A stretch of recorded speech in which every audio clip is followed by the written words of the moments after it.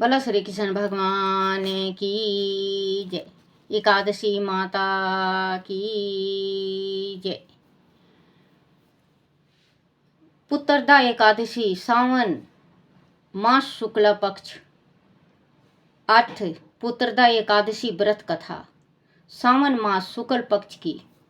युधिष्ठिर जी बोले, हे मधुसूदन, सावन शुक्ल पक्ष की एकादशी का क्या नाम है, सो कृपा करके मुझसे कहिए। श्री कृष्ण बोले, हे राजन, प्राचीन समय में द्वापर युग के प्रारंभ में महिषामती पुरी में मोहजित नाम का राजा राज करता था। उसके पुत्र नहीं था, इससे उसको राज्य से सुख नहीं मिलता था। बिना पुत्र के इस लोक और परलोक में सुख नहीं है। पुत्र की प्राप्ति के लिए उपाय करते हुए उस राजा को बहुत समय बीत गया, परंतु पुत्र उत्पन्न नहीं हुआ। अपनी वृद्धावस्था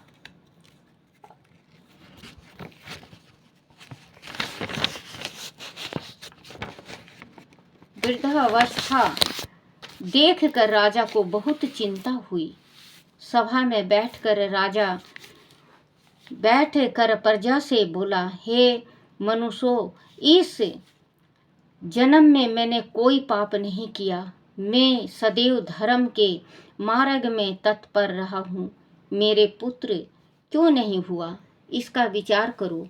ब्राह्मण और प्रजा इस बात को सुनकर आपस में विचार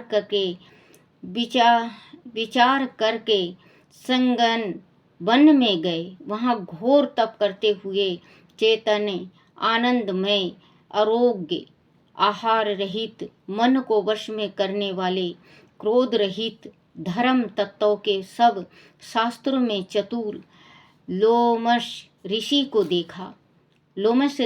देखा। उसको देखकर सब प्रसन्न हुए और यथा योग नमस्कार किया। वह नम्रता पूर्वक आपस में कहने लगे, हमारे भाग्य से मुनीश्वर मिले हैं। उनको नर्म देखकर मुनीश्वर बोले, तुम किस लिए आए हो, इसका कारण कहो, मैं अवश्य तुम्हारा हित करूंगा। हम सरीखे मनुष्य का जन्म परोपकार के लिए ही है, इसमें संशय नहीं है। मनुष्य बोले, हम अपने आने का कारण कहते हैं, आप सुनिए। हम संदेह निवारण करने को आपके पास आए हैं। महिजित नाम का राजा पुत्रहीन है। ब्राह्मण हम उसकी प्रजा हैं और पुत्र की तरह उसने रक्षा की है। उसको बिना पुत्र के देखकर उसके दुख से हम दुखी हैं। सो धूर्त विचार करके हम तप करने को यह आए हैं। हे धीजो, तम जिनके भाग्य से ही हमको आपका दर्शन हो गया है। बड़ों के दर्शन से ही मनुष्य का कार्य सिद्ध हो जाता है। हे मुनि, ऐसा उपदेश दीजिए जिससे राजा के पुत्र हो। उस राजा के पहले जन्म का वृत्तांत ध्यान करके मुनीश्वर बोले, पहले जन्म में वह राजा निर्धन और क्रूरता के कर्म करने वाला वैश्य था और गांव से दूसरे गांव में जाकर व्यापार करता था। एक समय जेठ मास के शुक्ल पक्ष में द्वादशी के दिन मध्याह्न के समय गांव की सीमा पर प्यास से व्याकुल हो गया और सुंदर जलाशय को देखकर जल पीने का विचार किया। वह हाल ही की ब्याही गऊ बछड़े समेत जल पीने को आई। वह प्यास और धूप से व्याकुल थी। वह उसका जल पीने लगी। उस वेश्या ने जल पीती हुई गौ को हटाकर जल पिया। उसी के पाप से राजा पुत्रहीन हुआ। वह मनुष्य बोले, हे मुनि, पुराणों में सुना जाता है कि पुण्य के प्रभाव से पाप दूर हो जाता है। इसलिए पुण्य का उपदेश दीजिए जिससे पाप का नाश हो और आपकी कृपा से उनके पुत्र हो। लोमस ऋषि बोले सावन शुक्ल पक्ष में पुत्रदा नाम की एकादशी प्रसिद्ध है। उसका व्रत प्रेम से विधि पूर्वक करो, रात्रि में जागरण करो, उसका निर्मल पुण्य राजा को दो। ऐसा करने से निश्चय राजा के पुत्र होगा। लोमस ऋषि के वचन को सुनकर और उसको प्रणाम करके प्रसन्न होकर सब अपने अपने घर चले गए। सावन आने पर सब लोग ने राजा सहित श्रद्धापूर्वक व्रत किया। द्वादशी के दिन अपना पुण्य राजा को दिया। पुण्य देते ही रानी ने सुंदर गर्भ धारण किया। प्रवास का समय आने पर सुंदर पुत्र उत्पन्न किया। हे नूपुर श्रेष्ठ, इस प्रकार वह पुत्रदा नाम की एकादशी प्रसिद्ध है। इस लोक और परलोक का सुख चाहने वालों को इसका व्रत करना चाहिए। इसका महात्म सुनकर सब पापों से छूट जाते हैं और पुत्र का सुख पाकर अंत में स्वर्ग को जाते हैं। फलहार इस दिन गुड़ का सगार करना चाहिए। बोलो श्री कृष्ण भगवान की जय हो। बोलो श्री कृष्ण भगवान की जय। गीता माता की जय। भागवत गीता पहला अध्याय। धृतराष्ट्र कहने लगा, सुन संजय धीमान, कुरुक्षेत्र की भूमि में क्या कुछ होता सुजान। पांडु सुत और सुत मेरे गए युद्ध के हेतु। वीर बुद्धि के दीप और क्षेत्र को कर गए व्यास प्रदान। धर्म क्षेत्र की भूमि का वेजर करो बखान। बोलो श्री कृष्ण भगवान की जय।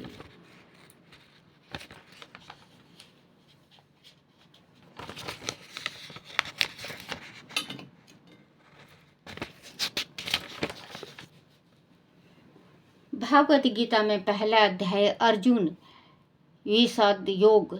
जब दुर्योधन पांडवों को 1 इंच भी भूमि देने को तैयार न हुआ, तब महाभारत का युद्ध अवश्य हो गया और दोनों पक्षों की सेना कुरुक्षेत्र में आमने सामने आ डटी। उस समय कुरुराज धृतराष्ट्र ने महर्षि व्यास से कहा कि हे ऋषिवर, मैं युद्ध भूमि में जाकर युद्ध का कौतुक देखना चाहता हूँ। तब महर्षि वेद व्यास ने धृतराष्ट्र को समझाते हुए कहा कि हे राजन, अपने नेत्रहीन होने से युद्ध कैसे देख पाओगे। तब धृतराष्ट्र ने कहा कि मुनिवर, भले ही मैं युद्ध नहीं देख पाऊंगा, लेकिन सुन तो सकूंगा। इस पर वेद व्यास जी बोले कि हे राजन, आप संपूर्ण वृत्तांत यहीं बैठकर सुन सकते हैं। आपका सारथी और शिष्य संजय आपको युद्ध का विवरण विस्तार रूप से सुनाता रहेगा। सुनकर संजय विस्मित होकर बोला कि हे मुनिवर, आपके इस उपदेश का पालन करना मेरे लिए कैसे संभव होगा।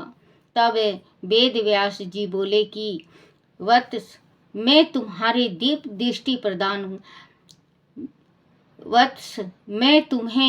दीप दृष्टि प्रदान करता हूँ, जिससे तुम हस्तिनापुर में बैठे ही कुरुक्षेत्र का संपूर्ण युद्ध देख सकोगे। महर्षि वेद व्यास के पर वरदान से संजय दीप दृष्टिवान हो गया और कुरुक्षेत्र के मैदान में 7 अक्षौहिणी सेना पांडवों की और 11 अक्षौहिणी सेना कौरव की आमने सामने आ डटी। तब धृतराष्ट्र ने संजय से पूछा कि हे संजय, कुरुक्षेत्र की युद्ध भूमि में कौरव और पांडवों की क्या स्थिति है?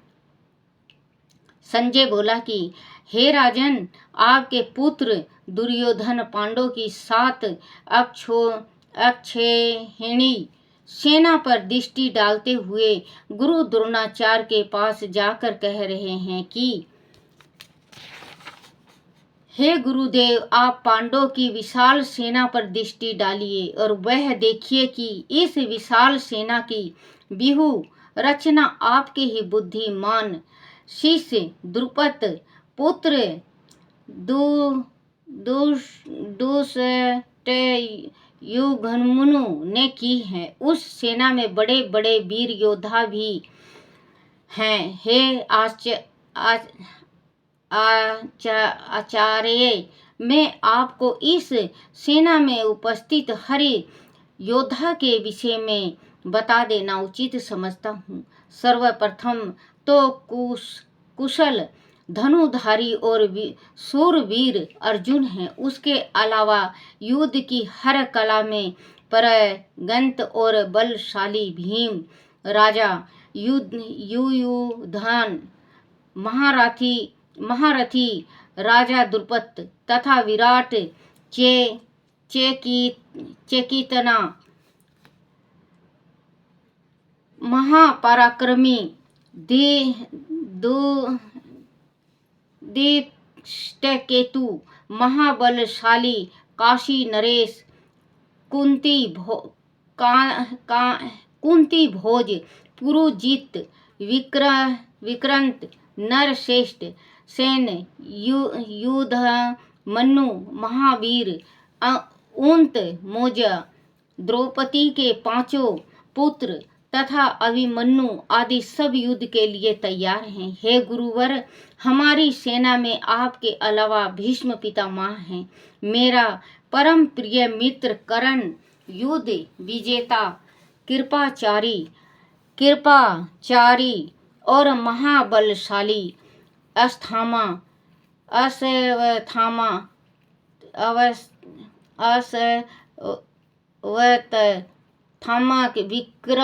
विकर्ण और सोमदत्त के पुत्र भूरिश्रवा के साथ साथ और भी महाबली योद्धा हैं, जो मेरे लिए अपने प्राण न्यौछावर करने को तैयार हैं। संख्या में हमारी सेना 4 औषणी अधिक है। हमारी सेना के रक्षक वह सेना नायक भीष्म पितामह हैं। पांडवों की सेना का नायक भीम है। इसीलिए आप सब अपने अपने मोर्चे पर डटे रहें और भीष्म पितामह की रक्षा करें। दुर्योधन का यह संबोधन सुनकर सेनापति भीष्म पितामह ने शंखनाद किया, जिससे कौरव सेना में जोश का संचार हुआ है। उनके पश्चात अन्य वाद्य यंत्र, मृदंग, ढोल, रण सिंगी आदि बजाने लगे हैं। पश्चात अन्य, जिससे वातावरण में भय उत्पन्न होने लगा है। संजय बोला कि हे राजन, अब मैं पांडु सेना का वर्णन करता हूँ। भीष्म पितामह के शंखनाद के जवाब में भगवान श्री कृष्ण और अर्जुन ने भी अपनी अपनी शंखों से शंखनाद किया। इसी प्रकार भीम ने पौंड्रुक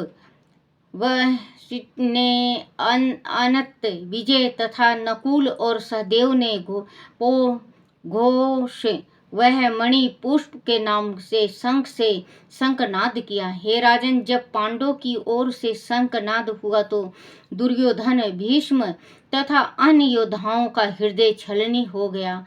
तब अर्जुन ने कौरव की सेना को देख कर भगवान श्री कृष्ण से कहा कि हे देवकी नंदन, आप मेरा रथ दोनों सेनाओं के मध्य में ले चलो।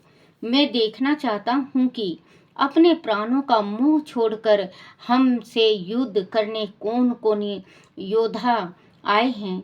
संजय ने आगे कहा कि हे राजन, अर्जुन के ऐसे वचन सुनकर भगवान श्री कृष्ण ने रथ दोनों सेनाओं के बीच ले जाकर खड़ा कर दिया और अर्जुन से कहा कि हे पार्थ, यह पर एक मित्र कौरव और उसके बलशाली योद्धाओं को भली भांति देख। कौरव की सेना में भीष्म पितामह, गुरु द्रोणाचार्य, कृपाचारी, ससुर, पुत्र, पौत्र और अपने अन्य मित्रों को देखकर अर्जुन का दिल करुणा से भर गया। वह दुखी मन से बोला कि हे पृथ्वीनाथ, युद्ध के लिए आए अपने सगे संबंधियों को देखकर मेरा दिल शोक में डूबा जा रहा है। मेरे अंग शीतल पड़े जा रहे हैं, जीभा सूख रही है, धनुष मेरे हाथ से छूट रहा है। हे केशव भाई बंधु का वध करके मैं कैसे अपना कल्याण की आशा रखूं। मैं अपने आत्मीय जनों को वध करके विजय नहीं चाहता। मुझे ना राज चाहिए और ना ही सुख। ऐसे राज सुख भोग का क्या लाभ, जहाँ गुरु, चाचा, ताऊ, दादा, ससुर, मामा, पुत्र, पौत्र एवं अन्य सगे संबंधी युद्ध भूमि में योद्धा बनकर खड़े हैं।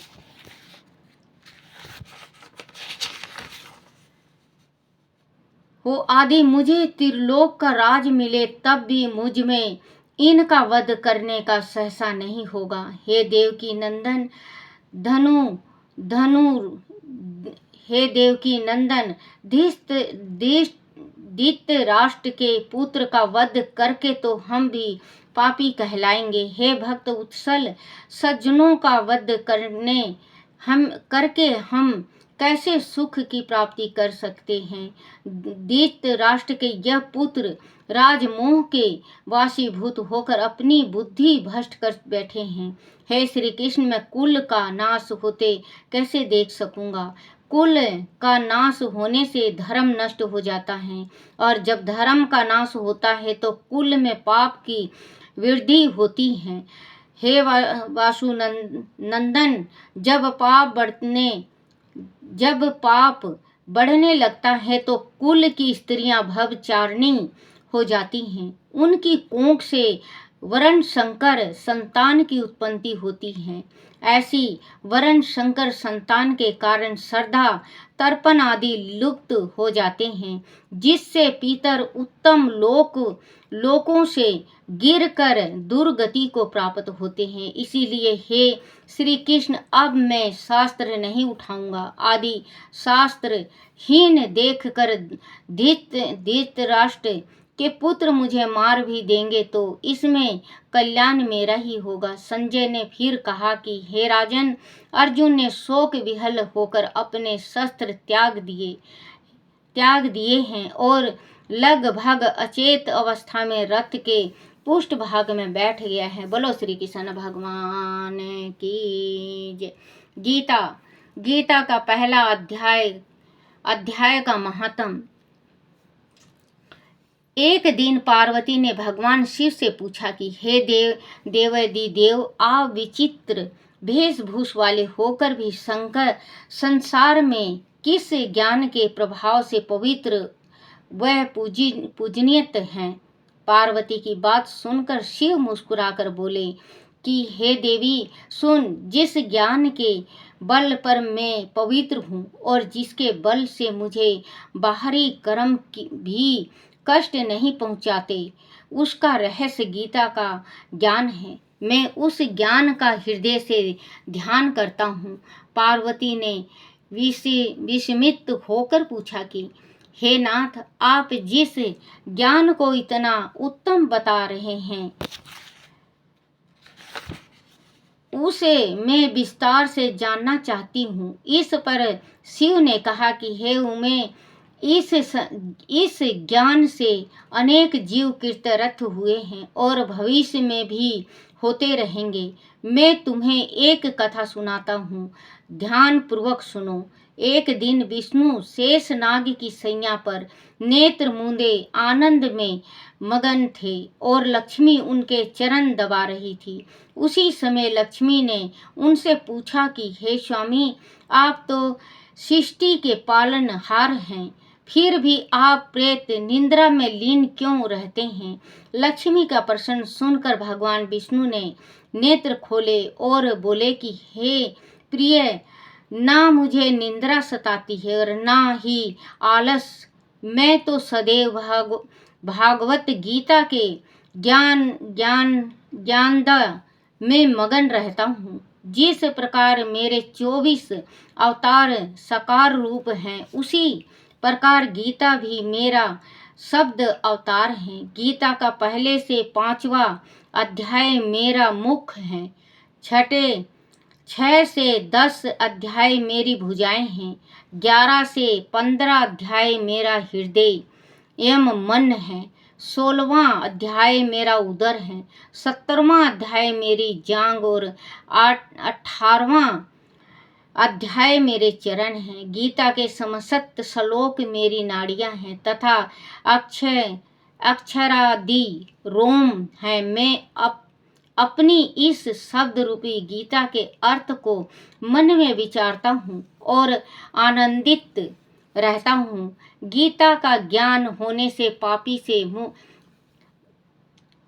गीता का ज्ञान होने से पापों से मुक्ति मिलती है। अब मैं तुम्हें पहले अध्याय का महात्म सुनाता हूँ। भगवान विष्णु बोले कि हे प्रिय सुनो, एक प्राणी शूद्र वर्ण में जन्मा था जो चंडाल का काम करता था। तेल और नमक बेचने का उसका व्यापार था। उसने एक बकरी पाल रखी थी। वह हर रोज उस बकरी चराने जंगल जाता था। एक दिन जब वह बकरी चराने गया तो वृक्ष से पत्ते को तोड़ते समय एक सर्प ने उसे डस लिया। उस अकाल मृत्यु के पश्चात उसने कई योनियों में जन्म लेकर नरक भोगा और अनंत बेल की योनि में जन्म लिया। वह बेल एक भिक्षुक के हाथों बिक गया। भिक्षुक उस बेल की पीठ पर चढ़कर भिक्षा मांगने जाता और अपने परिवार का पालन पोषण करता। शाम होने पर वह बेल को घर के बाहर द्वार पर बांध देता और उसे आगे इतना भूसा डालता था जो उसकी भूख शांत करने के लिए आप यत था। अब दिन इस प्रकार गुजरते चले गए। एक दिन भूख से व्याकुल बेल रास्ते में ही गिर पड़ा। वह तड़पता रहा लेकिन प्राण नहीं निकल रहे थे। वह एकत्रित लोग उस पर दया करके उसकी मुक्ति के लिए भगवान से प्रार्थना करने लगे। कोई अपने तीर्थ का फल देता, कोई अपने द्वार की गए व्रत का फल उसे देता, मगर बेल तड़पता रहा और उसके प्राण नहीं निकल पाए। अचानक एक दिन वहां एक पतिता स्त्री आई। उसने दिल से भगवान की स्तुति की और मन ही मन बोली कि हे भगवान आदि, मैंने अपने जीवन में कोई पुण्य का कार्य किया हो तो इस मरण सन बेल को मुक्ति मिल जाए। पतिता द्वारा मन ही मन यह शब्द कहते ही बेल के प्राण निकल गए और वह उस योनि से मुक्ति पा गया। उस बेल का अगला जन्म एक ब्राह्मण के घर हुआ, लेकिन वह अपने पूर्व जन्म की कोई भी बात नहीं भूल पाया। ब्राह्मण ने उसका नाम सुशर्मा रखा। जैसे जैसे वह बड़ा होता गया वैसे वैसे उसके ज्ञानी पिता ब्राह्मण द्वारा उसे शिक्षा प्राप्त होती रही। जब वह युवा हुआ तो उसे पूर्व जन्म की याद आई। वह उसे याद आया कि एक पतिता स्त्री के किसी अच्छे कर्म के कारण ही उसके कंठ में अटके प्राण निकले थे और उसने बेल योनि से मुक्ति पाई थी। वह सोचता हुआ सुशर्मा उस पतित स्त्री के द्वार तक जा पहुंचा। पतिता स्त्री जब द्वार पर आई तो उसने अनजाने युवक को दरवाजे पर खड़े देख कर पूछा कि आप कौन हैं और किस कारणवश आए हैं? तुमने मुझे पहचाना नहीं? सुशर्मा ने पूछा। नहीं, मैं तुम्हें नहीं जानती, पतिता स्त्री ने विस्मित स्वर में कहा। मैं सुशर्मा हूँ, उसने कहा, और मैं एक वेश्या हूँ। पतिता स्त्री ने बगैर झिझक कहा। याद करो, तुमने एक बेल को उसके कंठ में अटके प्राण से मुक्ति दिलवाई थी। हाँ, मुझे याद है। लेकिन पतिता स्त्री उसे आश्चर्य से देखती रह गई। मैं ही वह बेल हूँ और अब एक ब्राह्मण के घर जन्मा हूँ। हे देवी, जब मैं वृषभ योनि में मृत्यु के साथ